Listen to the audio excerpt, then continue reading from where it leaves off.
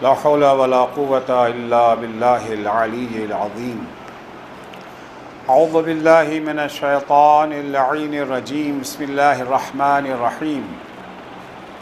الحمد لله والصلاة والسلام على رسول الله وعلى آل الله لا سيما بقية الله ولعنة الله على أعدائهم أعداء الله من يومنا هذا إلى لقاء الله.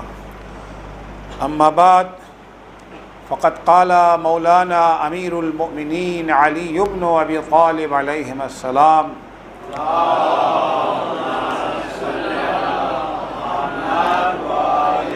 فالمتقون فيها هم أهل الفضائل منطقهم الصواب ومشيهم التواضع وملبسهم الاقتصاد. متقین کی پہچان کے سلسلے میں گفتگو یہاں تک پہنچی کہ مولا فرماتے ہیں کہ جو صاحبان تقوی ہیں ان کا طرز زندگی، ان کا لائف اسٹائل تواضع اور انکساری کے ہمراہ ہے. ان کے ہاں غرور و تکبر نہیں پایا جاتا. غرور و تکبر کتنا مضر ہے، کتنا نقصان دہ ہے. قرآن و احادیث نے اس سلسلے میں ہمیں کیا سبق دیا ہے عرض کر چکا. سوال یہ ہے، بہت سے افراد ہیں کہ غرور سے بچنا چاہتے ہیں، تکبر سے بچنا چاہتے ہیں مگر پھنس جاتے ہیں. تکبر نہیں کرنا چاہتے مگر تکبر آ جاتا ہے زندگی میں. کیا اس سے بچنے کا کوئی امکان ہے، کوئی راستہ ہے، یا ہم کتنا بھی چاہے تکبر سے نہیں بچ سکتے؟ نہیں، تکبر سے بچنے کا راستہ ہے، بچ سکتے ہیں. تکبر ایک بیماری ہے، منتہا جسم کی بیماری نہیں ہے، روح کی بیماری ہے. کیونکہ ہم انسان کو اللہ نے مرکب وجود دیا ہے، بسیط نہیں ہے، اکہرا وجود نہیں ہے، دوہرا وجود ہے. جانوروں کے پاس اکہرا وجود ہے، فرشتوں کے پاس بھی اکہرا وجود ہے. مولا کائنات فرماتے ہیں کہ ان اللہ عز وجل رکب فی البہائم شہوۃ بلا عقل. اللہ نے جب جانوروں کو پیدا کیا تو انہیں خواہشات سے معمور کر دیا، خواہشات دی ہیں انہیں، عقل نہیں ہے ان کے پاس. وَرَكَّبَ فِي الْمَلَائِكَةِ عَقْلًا بِلَا شَهْوَةٍ. فرشتوں کو عقل دیا ہے، خواہشات نہیں ہیں. نہ بھوک لگتی ہے، نہ پیاس لگتی ہے، کسی قسم کی خواہش ان کے ہاں، نہ اپنا پیسہ جمع کرنے کی خواہش ہے. یہ سب چیزیں ان کے اندر نہیں ہیں. وَرَكَّبَ فِي بَنِي آدَمَ كِلَيْهِمَا. لیکن جب اللہ نے فرزندان آدم کو پیدا کیا تو ان میں یہ دونوں چیزیں رکھی ہیں. ہمارے پاس خواہش نفس بھی ہے اور عقل بھی ہے، دونوں چیزیں ہیں. جانوروں میں جو خواہش ہے وہ ہم میں بھی ہے، فرشتوں میں جو عقل ہے وہ ہم میں بھی ہے. مولا نے اس سوال کے جواب میں یہ جملہ کہا تھا جب مولا سے پوچھا گیا کہ یا امیر المومنین، اب یہ بتائیے کہ کون بہتر ہے، الملائکۃ افضل ام بنی آدم؟ فرشتے افضل ہیں یا انسان؟ ان میں افضل کون ہے؟ تو مولا نے گہرائی سے جواب دیا، پہلے پہچانو کہ انسان ہے کون، فرشتے کون ہیں، انسان کون ہے، اس کے بعد پوچھنا کہ افضل کون ہے. مولا نے فرمایا کہ دیکھو، جانوروں کو اللہ نے خواہشات دی ہیں، عقل نہیں دیا. فرشتوں کو عقل دیا ہے، خواہشات نہیں دی ہیں. انسان کے پاس خواہشات بھی ہیں، عقل بھی ہے. اب انسان دو طرح کے ہیں. کچھ انسان وہ ہیں جو عقل کو کنارے لگا کر کے خواہشات کے غلام بن جاتے ہیں۔ عقل کہتی ہے کہ ایک دوسرے کے مال کو غصبی طور پر مت کھاؤ، انجام اچھا نہیں ہوگا۔ خواہش مال کہتی ہے ارے یار چھوڑو، کہاں کی باتیں ہیں، موج مستی کرو، مزے کرو، 4 دن کی زندگی ہے، کہاں ان چکرات میں پڑے ہوئے ہو۔ تو عقل کی آواز پہ لبیک کہنے کے بجائے یہ خواہشات کی آواز پہ لبیک کہتا ہے۔ عقل کو سواری بنا دیتا ہے اور خواہشات کو سوار۔ گھوڑے پر آپ بیٹھے ہوئے ہیں، گھوڑا کیا ہے؟ سواری ہے، آپ اس کے اوپر سوار ہیں۔ اب آپ کے اشارے پہ گھوڑا چل رہا ہے، جدھر آپ لے جائیں۔ تو خواہشات کو سوار کر دیتا ہے عقل کے اوپر، عقل کی باغ ڈور خواہشات کے ہاتھ میں آ جاتی ہے، جدھر چاہتا ہے۔ دیکھیں گے نا بہت سارے لوگ کتنی چالاکی سے دھوکہ دیتے ہیں، اپنے مال حاصل کرنے کی خواہش کے لیے انہوں نے اپنی عقل کو اپنے ہاتھ میں لے لیا ہے۔ جو 420 کرتے، دھوکے دیتے، فریب دیتے ہیں، وہ عقل کا استعمال کر رہے ہیں نا۔ اور کچھ وہ ہیں جو عقل کو سوار کر دیتے ہیں خواہشات پر، خواہشات کی باغ ڈور، خواہشات کی نکیل عقل کے ہاتھ میں ہوتی ہے۔ خواہشات کو عقل ادھر موڑ دیتی ہے جہاں وہ چاہتی ہے لے جانا۔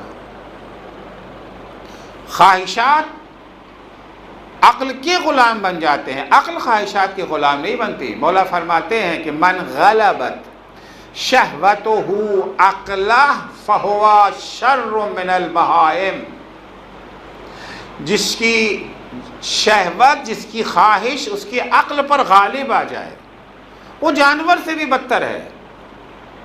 کیونکہ جانور کے پاس، اگر جانور جو ہے اسیر عقل ہے تو اس کے پاس اسیر شہوت ہے، تو جانور کے پاس تو عقل ہے ہی نہیں نا۔ اگر وہ خواہشات کا غلام ہے تو دوسری چیز تو ہے ہی نہیں اس کے پاس۔ تمہیں اللہ نے عقل عطا کی تھی، پھر بھی تم خواہشوں کے غلام بن گئے، تو تم تو جانور سے بدتر ہو گئے۔ وَمَنْ غَلَبَ عَقْلُهُ شَهْوَةً فَهُوَ خَيْرٌ مِّنَ الْمَلَائِكَةِ، اور جس کی عقل اس کی خواہشات پر غالب آ جائے وہ فرشتوں سے بہتر ہے۔ کیونکہ فرشتے اگر عقل کے مطابق کام کرتے ہیں تو کوئی بڑی بات نہیں ہے، ان کے پاس تو خواہش ہے ہی نہیں، بھٹکانے والی طاقت ہی ان کے پاس نہیں ہے۔ انسان کے پاس بھٹکانے والی طاقت موجود تھی، پھر بھی انہوں نے خواہشات کی پیروی نہیں کی، عقل کی پیروی کی، تو وہ خواہشات سے افضل اور خواہشات سے بہتر ہیں۔ تو ہمارا وجود مرکب ہے، ہمارے پاس مادیات بھی ہیں، روحانیات بھی ہیں۔ فرشتوں کے پاس فقط روحانیت ہے، مادیت نہیں ہے۔ جانوروں کے پاس فقط مادیت ہے، روحانیت نہیں ہے۔ ہمارے پاس دونوں بھی ہے، ہمارے ہاں جسم بھی ہے، روح بھی ہے۔ تو جس طرح سے ہمارا جسم بیمار ہو جاتا ہے نا، ہمارے جسم میں بخار آ جاتا ہے، زکام ہو جاتا ہے، پھوڑے نکل آتے ہیں، کینسر ہو جاتا ہے، اسی طرح سے ہماری روح بھی بیمار ہوتی ہے۔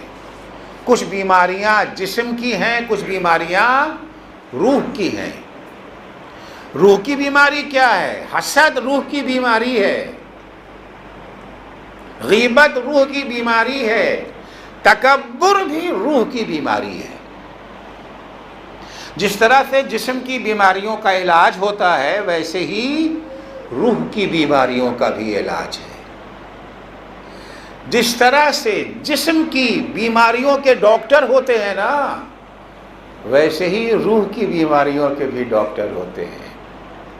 البتہ یوں بھی کہہ دو، جس طرح سے جسم کے ڈاکٹر جعلی اور نقلی ہوتے ہیں، ایسے ہی روح کے ڈاکٹر بھی جعلی اور نقلی ہوتے ہیں۔ پہچاننا بڑا اہم۔ انبیاء روح کے ڈاکٹر بن کے آئے تھے۔ سرور کائنات حضرت محمد مصطفیٰ صلی اللہ علیہ وآلہ وسلم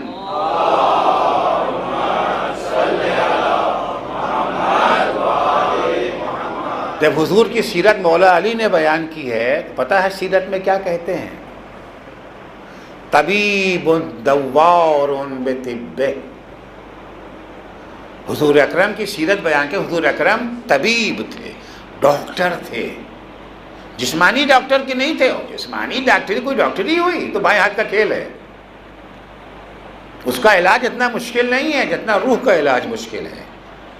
طبیب، اللہ نے حضور کو طبیب ڈاکٹر بنا کے بھیجا تھا روح کا علاج کرنے کے لیے. ڈاکٹر عام طور سے وہ ہوتے جو مطب کھول کے اپنا بیٹھ جاتے ہیں، جو بیمار ہے آئے اس کا ہم علاج کریں گے، اب چاہے پیسہ لے کے چاہے فری میں، مطب کھول کے بیٹھ جاتے ہیں. مگر ڈاکٹر گھر گھر نہیں جاتے ہیں کہ جا کے لوگوں کا دروازہ کھٹکھٹا کے پوچھے ہے کوئی بیمار ہے، کسی کو بخار ہے، کسی کو نزلہ زکام. نہیں، مطلب کھول کے بیٹھے، جس کو آنا ہے آئے گا. یہ نبی جسے اللہ نے طبیب بنا کے بھیجا، یہ گھر بیٹھنے والا طبیب نہیں ہے.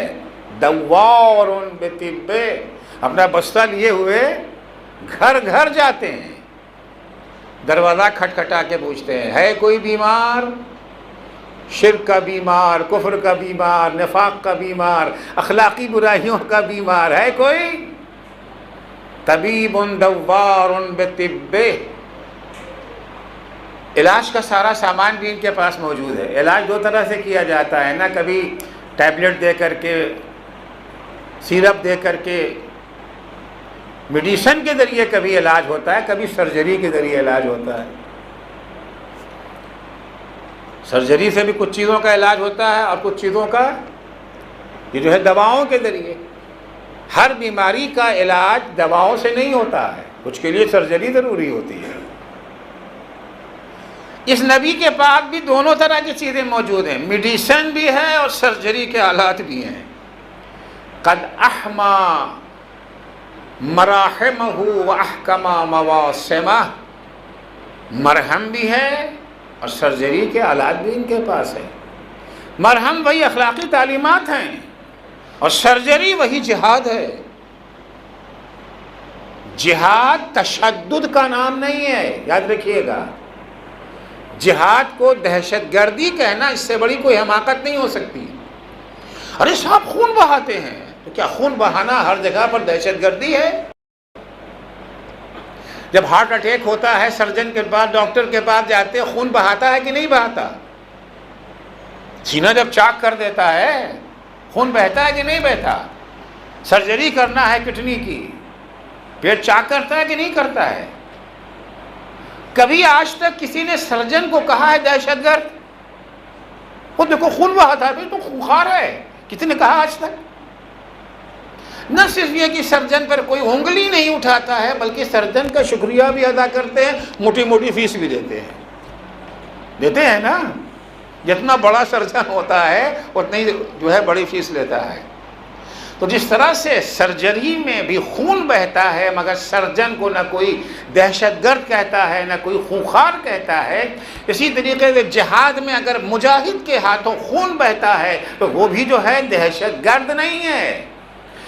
وہ جسم کی صحت کے لیے سرجری کرتا ہے، یہ روح کی صحت کے لیے جہاد کرتا ہے، معاشرے کی اصلاح کے لیے، معاشرے کو سدھارنے کے لیے. پیغمبر کے بارے میں فرماتے ہیں قد احکم مراحمہ واحما مواسمہ، دونوں چیزیں موجود ہیں، سرجری کے آلات بھی ہیں ان کے پاس. یضع ذلک من حیث الحاجۃ الیہ، جہاں جیسی ضرورت ہوتی ہے اس کا استعمال کرتے ہیں. جہاں معجزوں سے کام چل سکتا ہے وہاں معجزوں سے کام چلایا جاتا ہے. لیکن کچھ بھوت وہ ہوتے ہیں جو بات سے نہیں مانتے ہیں، لات سے مانتے ہیں. تو لات والے بھوتوں کے لیے بات کفایت، پہلے کوشش یہی ہوتی ہے کہ دواؤں سے کام چلے. حضور نے 13 سال مکے میں رہے، کون سا ہتھیار اٹھایا تھا؟ ہتھیار اٹھایا تھا؟ تشدد ہوتا تھا ان کے اوپر. اور ہتھیار اگر اٹھایا بھی تو انتقام لینے کے لیے ہتھیار نہیں اٹھایا، یاد رکھیے. فتح مکہ جب ہوئی ہے، فتح مکہ پورا قبضہ ہو گیا، مکے میں کتنا ظلم ہوا تھا پیغمبر پر، ان کے اصحاب پر، اصحاب کے خاندان والوں پہ کتنا ظلم ہوا تھا. جس وقت جناب عمار یاسر آئے ہیں مکے میں تو یاد تو آ گیا نا، کہ ان کی ماں کو کیسے مارا گیا تھا، ان کے باپ کو کیسے مارا گیا تھا. سنیں گے کیسے مارا گیا تھا ان کو. حضرت سمیہ اسلام کی پہلی شہید ہے، جناب عمار کی والدہ ہیں. اسلام لائی، مسلمان ہو گئی. کفار قریش سے جو ہے برداشت نہیں ہو رہا ہے کہ ایسے کیسے مسلمان ہو گئی، نہیں ہو سکتا، ہمارا مذہب تم نے کیسے چھوڑ دیا، کیسے تم چلی گئی دین محمد پر، ہم تمہیں ٹارچر کیا گیا، کوڑے برسائے گئے، جلتی ہوئی زمین پر لٹال دیا گیا، ہاتھوں میں رسی باندھ دی گئی، پیروں میں رسی باندھ دی گئی، دھمکی دی جا رہی ہے چھوڑ دو محمد کو، چھوڑ دو، دین خدا سے باز آ جاؤ، بتوں کی طرف پلٹ آؤ، ورنہ اور ٹارچر کریں. کرو کوئی بات نہیں، کرو کوئی بات نہیں، تیار ہیں ہم آمادہ ہیں، ہمیں کوئی اس سے فرق نہیں پڑتا. جس طالب علم کو یہ یقین ہو جاتا ہے کہ ہم پڑھنے کے بعد بڑے افسر بن جائیں گے، وہ بھوک پیاس سے برداشت کر لیتا ہے نا. سمیہ کی نگاہ میں اللہ جیسی ہستی ہے، جو اللہ کو سمجھ لے، جس کو اللہ کی معرفت حاصل ہو جائے، اللہ کی پہچان جسے مل جائے، اس کا کہنا ہی کیا ہے. یہ سب سختیات کچھ معنی ہی نہیں رکھتی ہیں، کوئی معنی نہیں رکھتی ساری سختیاں. آسیہ وہ سمیہ باز آ جاؤ، ویلا تمہاری زندگی سے ہاتھ کو کوئی بات نہیں، آسانی سے نہیں ماریں گے، تڑپا تڑپا کے ماریں گے، کوئی بات نہیں ہے. 2 اونٹ لائے گئے، ایک اونٹ کا منہ اس طرف، ایک اونٹ کا منہ اس طرف. 2 رسیاں لائی گئیں، ایک رسی سمیہ کی اس پیر میں باندھی گئی، ایک رسی اس پیر میں. اس پیر کی رسی کو اس اونٹ کے پیر میں باندھا گیا، اس پیر کی رسی کو اس اونٹ کے، اور اونٹوں کو 2 مختلف سمتوں میں دوڑا دیا گیا.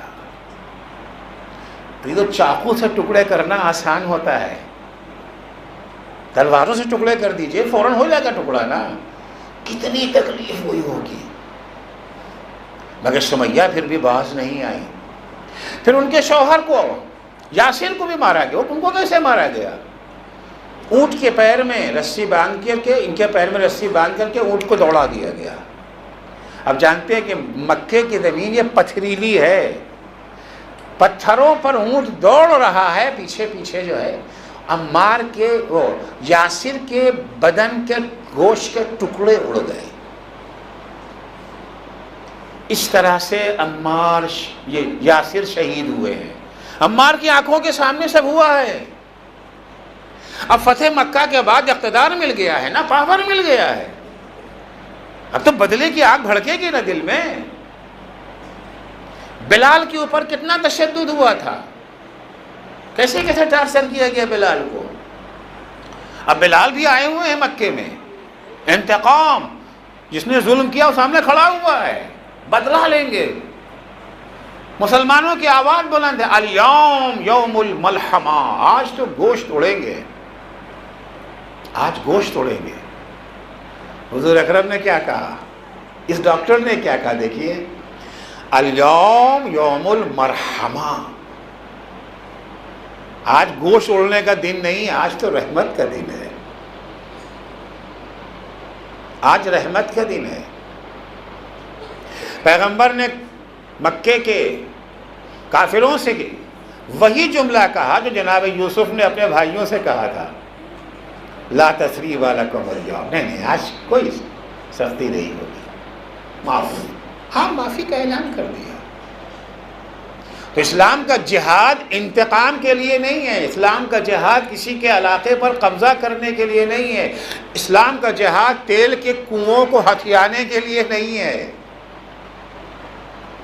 اسلام کا جہاد توحید کی راہ میں پائی جانے والی رکاوٹوں کو دور کرنے کے لیے ہے.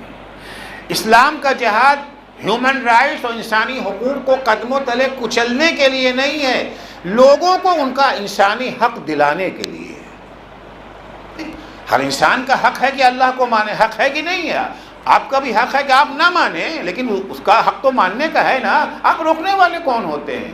اسلام کا جہاد اس رکاوٹ کو دور کرنا ہے کہ جو لوگ توحید کی راہ میں رکاوٹیں کھڑی کرتے ہیں، ورنہ زبردستی منوانا اسلام کا کام نہیں۔ پہلے ہی اعلان کیا لا اکراہ فی الدین، اگر کوئی زبردستی دین قبول کرتا ہے تو اس کی اسلام میں قیمت ہی نہیں ہے۔ دین وہی معتبر ہے اسلام میں جو دلیلوں سے مانا جائے۔ آپ کی عقل مانے کہ اللہ ہے اور آپ کہیں اللہ ہے، اس کی قیمت ہے۔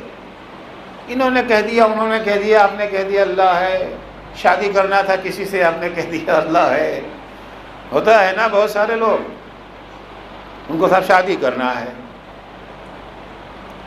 ٹھیک ہے صاحب، وہ اب چونکہ مسلمان جو ہے وہ غیر مسلم سے شادی نہیں کر سکتا، چلو ہم کہہ دیتے ہیں لا الہ الا اللہ محمد رسول اللہ۔ نہیں، اسلام اس دین کو قبول نہیں کرتا۔ اسلام اس دین کو مانتا ہے جس کی بنیاد دلیلوں پر ہو۔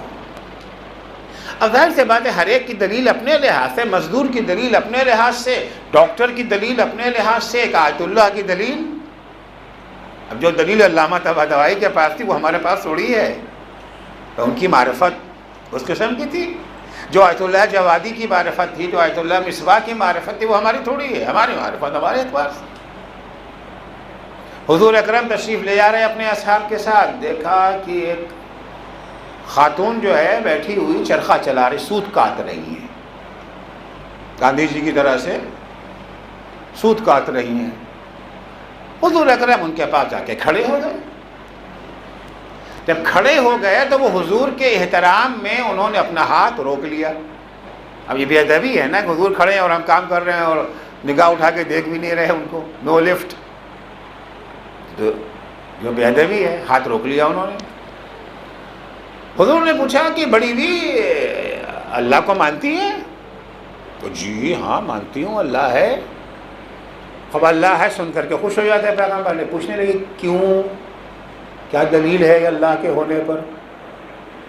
دلیل کیا ہے کہ اللہ ہے؟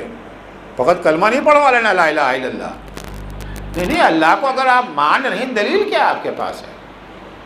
بڑی بی نے کہا کہ حضور یہ بتائیے، ایک سوال پہلے آپ جواب دیجئے، یہ چرخہ چل رہا ہے یا رکا ہوا ہے؟ میں نے کہا رکا ہوا ہے۔ کہا اس سے پہلے چل رہا تھا کہ رکا ہوا تھا؟ کہا نہیں، اس سے پہلے تو چل رہا تھا۔ تو چل کیوں رہا تھا، رک کیوں گیا؟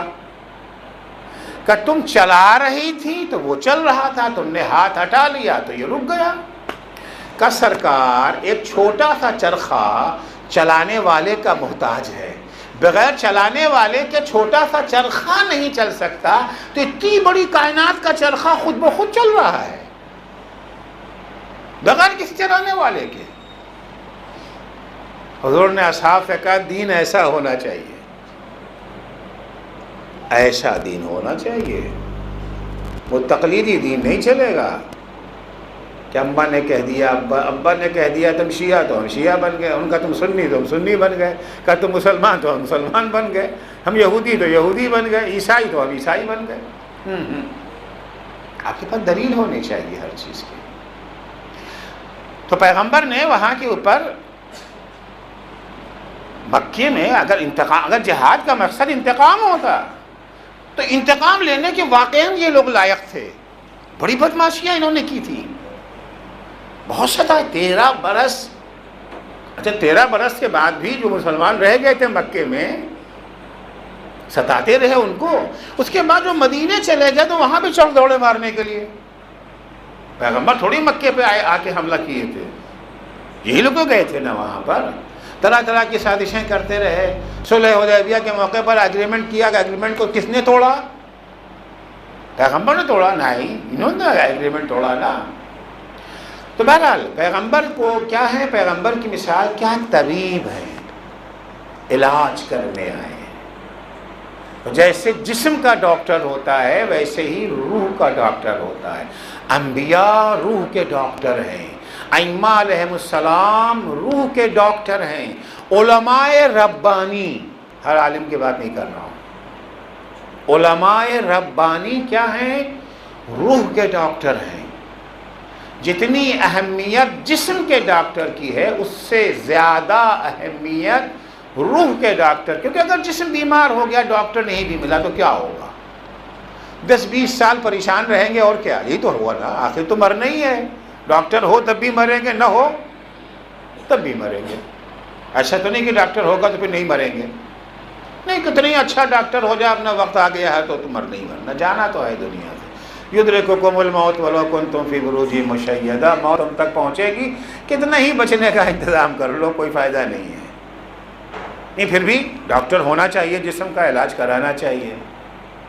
لیکن اگر روح کا ڈاکٹر نہ ہوا اور روح بیمار ہو گئی تو اس کا نقصان 20-25-100 سال کا نہیں ہے، ہمیشہ کا نقصان. 1000 سال، لاکھ سال، کروڑ سال، ارب سال، خرب سال نہیں، ہماری گنتیاں ختم ہو جائیں گی، وہاں کا نقصان نہیں ختم ہونے والا ہے. لہذا روح کے ڈاکٹر کی اہمیت زیادہ ہے. تو تکبر ایک روحانی بیماری ہے. جس طرح سے جسمانی بیماری کا علاج ہوتا ہے، ویسے ہی جو ہے وہ روحانی بیماری کا بھی علاج ہے، موجود ہے. علاج میں سب سے پہلے بیماری کی وجہ جانی جاتی ہے. بخار آ گیا، فیور آ گیا، تو فیور کیوں آیا ہے؟ جو وجہ ہے علاج بھی ویسے ہی ہوگا. آپ معمولی ڈاکٹر کے پاس چلے جائیں تو فٹ سے دوا لکھ دیتا ہے. اسپیشلسٹ ڈاکٹر جو ہے کہتے ہیں پہلے جاؤ ٹیسٹ کراؤ. البتہ اب یہ ہر اچھی چیز کو خراب کر دیا جاتا ہے، اسے غلط فائدہ اٹھایا جاتا ہے. اب بیجا ٹیسٹ بھی ہونے لگے ہیں، کیونکہ جو لیب والے ہوتے ہیں ان سے ڈاکٹروں کا کچھ کمیشن طے ہوتا ہے. 40%، 50%، 60% تک ڈاکٹروں کو ملتا ہے، کمیشن ملتا ہے اس کا. تو وہ خام خواہ کے فالتو بھی لکھ دیتے ہیں ٹیسٹ. تکلیف آنکھ میں ہو رہی ہے تو انہوں نے جو ہے وہ ہارٹ کے بارے میں بھی لکھ دیا اور کڈنی کا بھی ٹیسٹ کرا دیا، اس کا بھی ٹیسٹ کرا دیا. سب ایسے نہیں ہیں، بہرحال کچھ ہے جو غلط ٹیسٹ بھی لکھ دیتے ہیں. لیکن اگر آپ اچھے ڈاکٹر کے پاس جائیں گے تو وہ ٹیسٹ کیے بغیر دوا نہیں لکھتے. میں تہران میں تھا، ایک دفعہ میری طبیعت خراب ہو گئی، بخار آ گیا ڈاکٹر کے پاس. اتفاقاً ڈاکٹر صاحب بھی ہمارے ہم نام تھے، ڈاکٹر عسکری تھے. وہ پرائیویٹ ہاسپٹل تھا. گئے تو انہوں نے دیکھا معائنہ کیا تو کہنے لگا آپ ایڈمٹ ہو جائیے. پرائیویٹ ہاسپٹل ہے، یاد رہے. آپ ایڈمٹ ہو جائیے. ایڈمٹ؟ بخار آیا ہلکا پھلکا تھا، کوئی ایک آدھ کروسین وغیرہ دے دو یار، کام تمام. کہنے نہیں، 70 قسم کا بخار ہوتا ہے. ہمیں کیا پتا آپ کو کون سا بخار ہے. آپ ایڈمٹ ہو جائیے، آپ کا سارا ٹیسٹ ہوگا. ٹیسٹ ہونے کے بعد جب رپورٹ آ جائے گی، یعنی 2-3 دن تو آپ کو رہنا ہی رہنا ہے یہاں پر، پھر ہم دوا لکھیں گے کہ آپ کو کیا بخار ہے.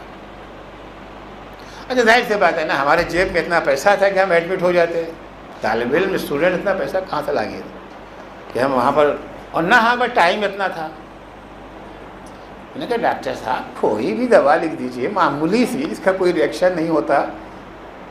سب بڑے اصرار کے بعد وہ ایسیٹامینوفین کے نام سے ایک دوا آتی تھی وہاں پر بچوں کے لیے، ڈراپ جو ہوتا تھا، وہ انہوں نے ہمیں دے دیا. ہم لے کر کے آئے اور آپ نے اس کو ڈالا. تھکن تھی اور کچھ نہیں تھا.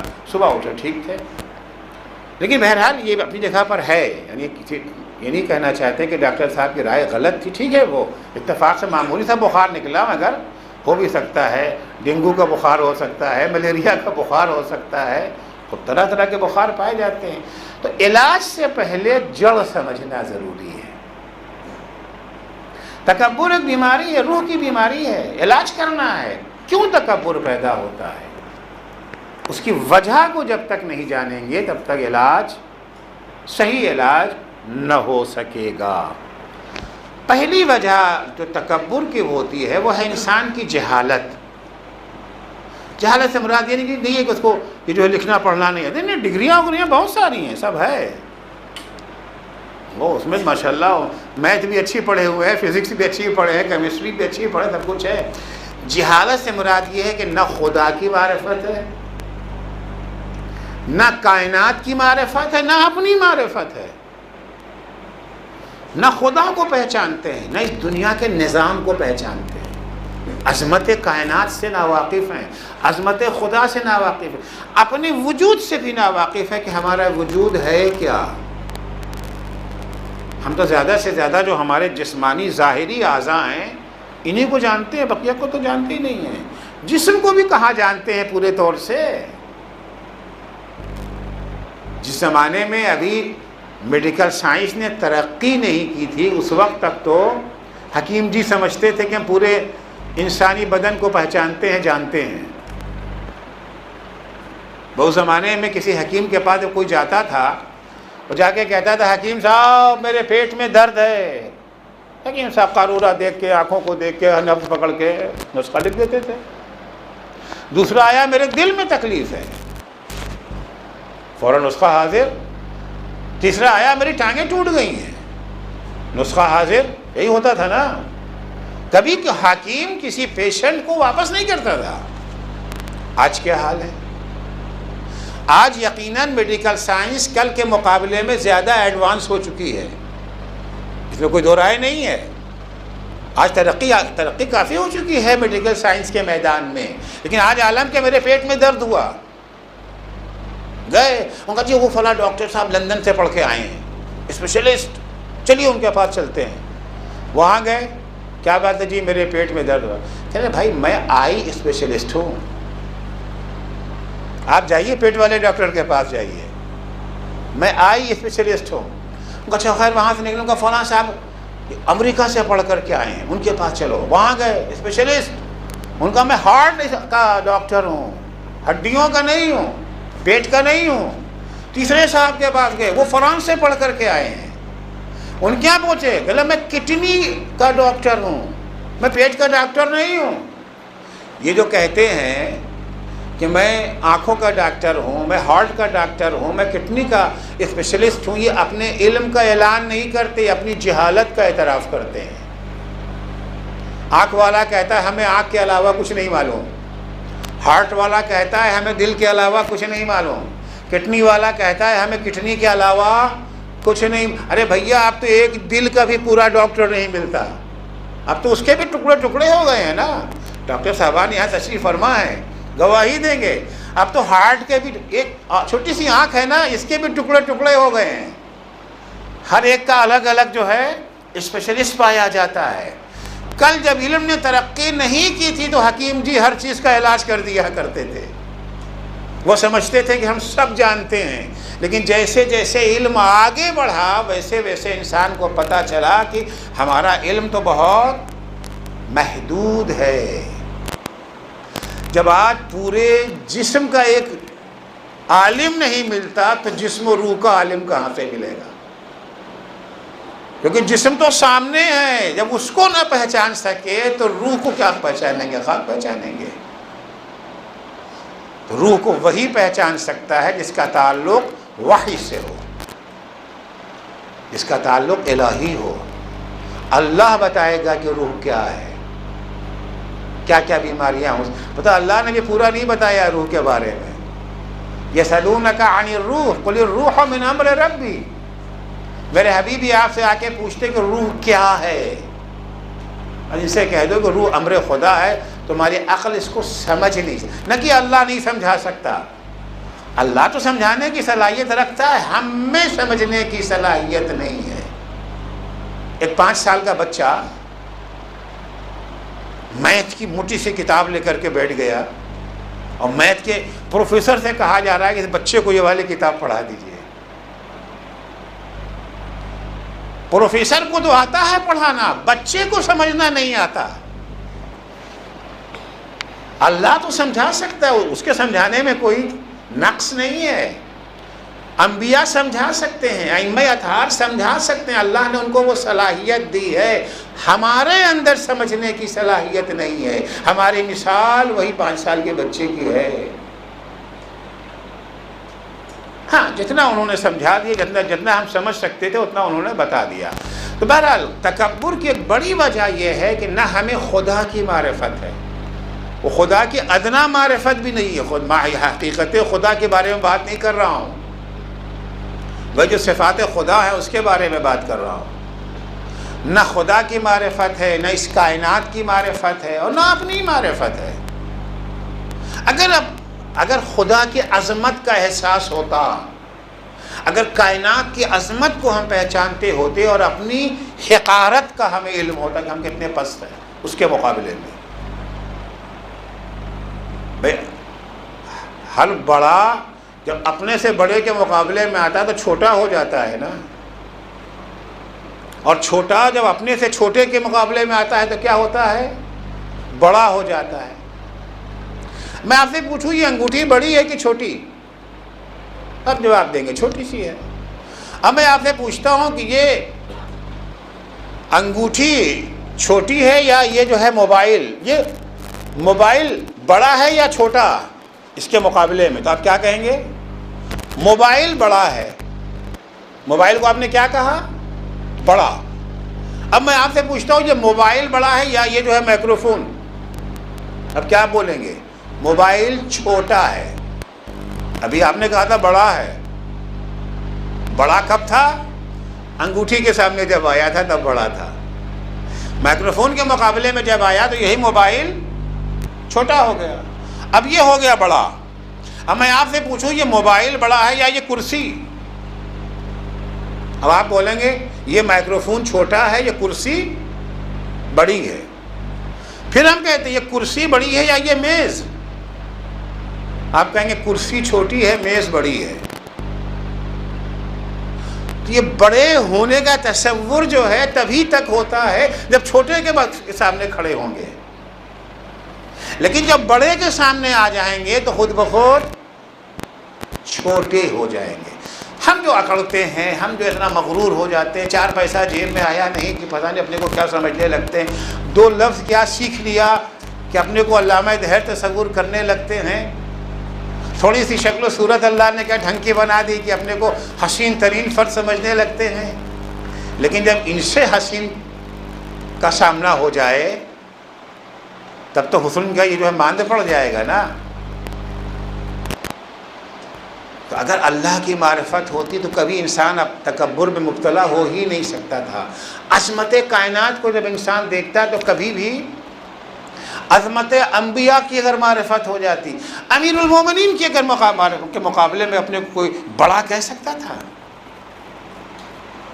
تو وجہ کیا ہے؟ وجہ یہ ہے کہ ہمیں اپنی معرفت نہیں ہے، نہ اللہ کی معرفت ہے، نہ کائنات کی معرفت ہے، نہ اپنی معرفت ہے۔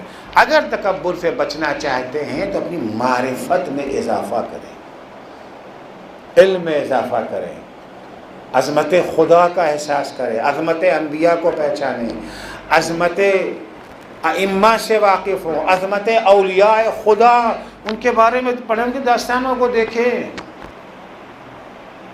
تو احساس ہوگا۔ ہمارے ہاں حدیثوں میں ملتا ہے کہ جب کبھی اپنے سے بڑے کو دیکھو جو تم سے عمر میں بڑا ہے تو کہو یہ ہم سے بہتر ہے، کیونکہ اس کی عمر ہم سے زیادہ ہے، جس نے ہم سے زیادہ عبادت کی ہوگی۔ ہم نے اگر 15 سال نماز پڑھی ہے، جس نے یہ جو ہے 20 سال نماز پڑھی ہے، تو 20 سال نماز پڑھنے والا 15 سال والے سے بہتر ہے کہ نہیں ہے؟ اچھا جب اپنے سے چھوٹے کو دیکھو، ہماری عمر ہو گئی 68 برس، ہم نے دیکھا کہ صاحب ان کی عمر جو ہے وہ 30 برس ہے، تو ہاں نہیں یہ ہم سے بہتر ہے۔ کیوں ہم سے بہتر ہیں؟ اس لیے بہتر ہے کہ انہوں نے ہم سے کم گناہ کیا ہوگا۔ گناہ عمر کے لحاظ سے نہیں ہوتا کہ بہرحال چانسز تو ہیں نا۔ ہم نے اگر ہر روز 1 گناہ بھی کیا ہوگا تو ہمارے کتنے گناہ ہو گئے؟ 30 برس کا گناہ کہاں اور 68 برس کا گناہ کہاں؟ جب اپنے سے بڑے کو دیکھو تو یہ سوچو کہ اس نے ہم سے زیادہ عبادت کی ہوگی، تو ہمارا غرور ختم ہو جائے گا۔ اور جب اپنے سے چھوٹے کو دیکھو تو یہ سوچو کہ اس نے ہم سے کمتر گناہ کیا ہوگا، چھوٹا ہے نا، کمتر گناہ کیا ہوگا اس نے، تو ہمارا تکبر ختم ہو جائے گا۔ لیکن اگر ہم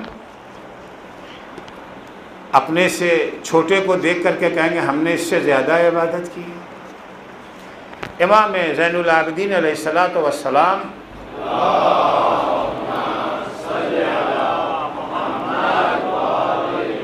ہمہ وقت غرق عبادت رہا کرتے تھے، اسی لیے آپ کا نام ہی پڑ گیا زین العابدین۔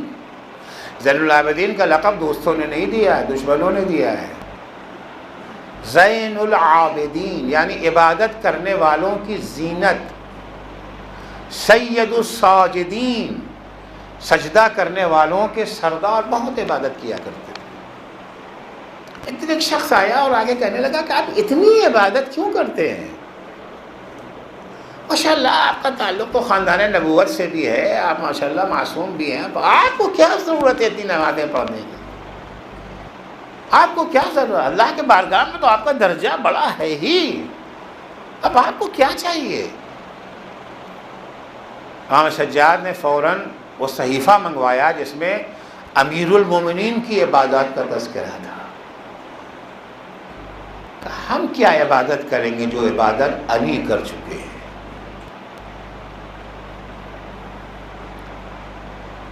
ان کی اتنی ساری عبادت کرنے کے باوجود امیر المومنین کی عبادت پر ان کی نظر ہے۔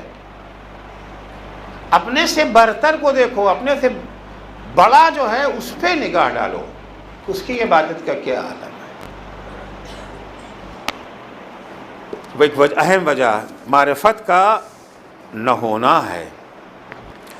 دوسرا سبب اس کا الٹ ہے، وہ بالکل وہ ہے احساس کمتری۔ ایک کمپلیکس پیدا ہوتا ہے انسان کے اندر، عقدہ جسے کہتے ہیں، کمپلیکس کہہ لیجئے۔ جن کے پاس پیسہ کم ہے، جن کے پاس علم کم ہے، جن کا خاندان معمولی ہے، شکل و صورت بھی ٹھیک نہیں ہے، تو جب دوسرے حسینوں کو دیکھتے ہیں، دوسرے مالداروں کو دیکھتے ہیں، بڑے خاندان والوں کو دیکھتے ہیں، تو ایک طرح سے ان کے اندر کمتری کا احساس پیدا ہوتا ہے۔ یہ کمتری کا احساس، احساس کمتری کی بیماری جس کے اندر پیدا ہو جائے، یہ برتری کے احساس کی شکل میں سامنے آتا ہے۔ وہ حقارت کا احساس مٹانے کے لیے پھر اپنے کو وہ خامخواہ کا یہ جو ہے بڑا تصور کرنے لگے۔ بڑے ہیں نہیں، دیکھیے ایک بات یاد رکھیے گا، بڑا ہونا بری بات نہیں ہے اسلام میں، اپنے کو بڑا سمجھنا برا ہے۔ بڑے بنیے، مال کے میدان میں بڑے بنیے، سیاست کے میدان میں بڑے بنیے، علم کے میدان میں، عبادت کے میدان میں، اخلاق کے میدان میں بڑے بنیے، مگر بڑا سمجھیے نہیں اپنے کو۔ ہمارا مشکل یہ ہے کہ ہیں بونے ہیں مگر اپنے کو طویل القامت سمجھتے ہیں، حقیر ہیں مگر اپنے کو عظیم تصور کر، علم نہیں ہے، برائے نام 4 جملے سیکھ لیا ہے، اس ڈاکٹر کے مقابلے میں آ کے کھڑے ہو جاتے ہیں جس نے ماشاءاللہ MD کیا ہے، 4 دواؤں کے نام کیا رٹ لیا ہے، ارے یہ ڈاکٹر کیا جانے، ہم بتاتے ہیں۔ آپ نے دیکھا ہوگا ایسے لوگوں کو، جہاں کوئی بیمار ان کو دکھ گیا فوراً جو ہے وہ دوا ڈاکٹر بیٹھا ہوا ہے اس کے سامنے آپ ضرورت کر رہے ہیں، 4 مسئلہ کہیں سے سیکھ لیا ہے، وہ عالم جس نے 20 سال 25 سال اپنی عمر صرف کی ہے علم دین کے سلسلے میں، سوال اس سے ہو رہا، جواب آپ دے رہے ہیں۔ ہمارا دیکھیے حدیثوں میں ہے کہ اگر کسی کا استاد بیٹھا ہوا ہے، اس استاد کے موجود ہوتے ہوئے اگر اس سے سوال ہو رہا ہے، ادب یہ ہے کہ تم چپ رہو، استاد کو بولو، چاہے تمہیں معلوم ہے، یہ ضروری نہیں ہے کہ فقط استاد ہی کو معلوم ہو، شاگرد کو نہ معلوم ہو۔ اگر کوئی شاگرد ایسا ہے کہ اسے پتہ نہیں تو بہت نالائق شاگرد ہے، وہ شاگرد کو پتہ ہے، استاد سے سیکھ چکا ہے، لیکن یہاں خاموش رہو، استاد کو بولنے دو۔ ڈاکٹر موجود ہے تو ڈاکٹر کے سامنے اپنے مشورے مت دیجیے، عالم موجود ہے تو عالم کے ہوتے ہوئے آپ اظہار رائے مت کیجیے۔ ہمارے حدیثوں میں باقاعدہ اخلاقیات میں اس بات کا سبق بھی، تو کچھ لوگ احساس کمتری میں مبتلا ہوتے ہیں، چونکہ یا مال کے اعتبار سے کم ہے یا خاندان کے اعتبار سے کم ہے۔ بہرحال ہمارے یہاں خاندان کا بھی مسئلہ ہوتا ہے نا، یہ فلاں خاندان کی فرد ہے، انسان کی فطرت میں بھی ہے، بڑے خاندان کے ہیں، بڑے خاندان سے تعلق رکھنا برا نہیں ہے، بڑے خاندان کے نام پر ناکارہ بن جانا برا ہے۔ پدرم سلطان بود، بس میرے باپ یہ تھے، تم کیا ہو بھائی؟ مگر سماج میں یہ ہے، فرض کیجئے کہ ابھی آیت اللہ خامنئی کے بیٹے، آیت اللہ سستانی کے بیٹے آ جائیں، کوئی خاص پڑھے لکھے بھی نہ ہوں، اگرچہ ان کے بیٹے سب پڑھے لکھے ہیں ماشاءاللہ، لیکن اگر فرض کر لیجئے پڑھے لکھے بھی نہ ہوتے، ہم ان کے مقابلے میں زیادہ پڑھے لکھے ہوتے، پھر بھی آپ ان کا احترام زیادہ کریں گے ہمارے مقابلے. کیوں؟ آیت اللہ سستانی کے بیٹے ہوتا ہے. سادات کا احترام کیا جاتا ہے کہ اولاد پیغمبر سے، نسل پیغمبر، لیکن انسان کی فطرت میں ہے. اگر یہ بیچارہ معمولی خاندان کا ہے، پیسے بھی معمولی، شکل و صورت بھی معمولی، اب لوگوں کی نگاہوں سے بچنے کے لیے کہ لوگ حقیر نہ سمجھیں، ایسی حرکتیں کرتا ہے کہ لوگ اس کو بڑا سمجھیں، اپنے کو بڑا بنانے، اور یہیں سے تکبر پھر جو ہے وہ جنم لیتا ہے. بڑا ہے نہیں، بڑا بننا چاہتا ہے. تکبر کا مطلب یہی اپنے کو بڑا پیش کرنا، بڑا شو کرنا، بڑا سمجھنا اپنے کو. اور اس کا علاج کیا ہے؟ اس کا علاج ہے اللہ پر ایمان. اپنے کو اللہ سے جوڑ لو. بھئی اللہ، جب ہم اللہ پر ایمان لائے تو ہم اللہ کے بندے بن گئے نا، اب ہم نہیں رہ گئے، تو درجہ بڑھ گیا. فلاں صاحب بادشاہ کے ہاں جھاڑو لگاتے ہیں، بادشاہ کے ہاں جھاڑو لگانے والے کا بھی تو ایک مقام ہوتا ہے نا. پرائم منسٹر کے پی اے ہیں. پرائم منسٹر پی اے کیا ہوتا ہے؟ کیا کام ہے پی اے کا؟ کس کے پی اے ہیں؟ پرائم منسٹر کے پی اے ہیں. تو ہم جب اپنے کو اللہ کی بندگی میں دے دیتے ہیں، اللہ کے غلامی میں دیتے ہیں، اللہ پر ایمان جب لاتے ہیں، تو ہمارا رشتہ اللہ سے جڑ جاتا ہے. ہم اگر اکیلے ہیں تو ہم حقیر ہیں، لیکن اگر ہمارا رشتہ اللہ سے جڑ گیا. بچہ گھر سے باہر نکلتا ہے ڈرتا ہے، خوفزدہ رہتا ہے، لیکن یہی بچہ جب ابا کی انگلی پکڑ کے نکلتا ہے، بچہ وہی بچہ ہے، بچے کی طاقت نہیں بڑھی ہے، قد کاٹھی بچے کی وہی ہے جو پہلے تھی، لیکن جب ابا کی انگلی پکڑ کے نکلتا ہے تو شیر بن جاتا ہے. کیونکہ اب ابا ساتھ میں ہے نا. ابا ساتھ ہوں تو ہم بڑے ہو جاتے ہیں، اگر اللہ ساتھ ہو تو ہماری کمی تو خود بخود ختم ہو گئی. بلال وہی بلال ہیں، لیکن جب اللہ سے جڑ گئے بلال تو کچھ اور ہی ہو گئے. عمار وہی عمار ہے، سلمان وہی سلمان ہیں، ابو ذر وہی ابو ذر ہیں. لیکن جب اپنے کو اللہ سے جوڑ لیا تو جو کمی کا احساس تھا، کمتری کا احساس تھا، وہ خود بخود ختم ہوگا. جب کمتری کا احساس ختم ہو جائے گا تو جو برتری کی شکل میں ظاہر ہو رہا تھا وہ بھی ختم ہو جائے گی. ہم انسان اپنے کو اللہ کا بندہ ہی تصور کرے گا اور اسی میں فخر محسوس کرے گا. خداوند متعال سے دعا ہے کہ اللہ ہمیں اپنی معرفت عطا کرے اور اپنی بندگی کی دولت سے ہمیں سرفراز فرمائے. السلام علیکم ورحمۃ اللہ.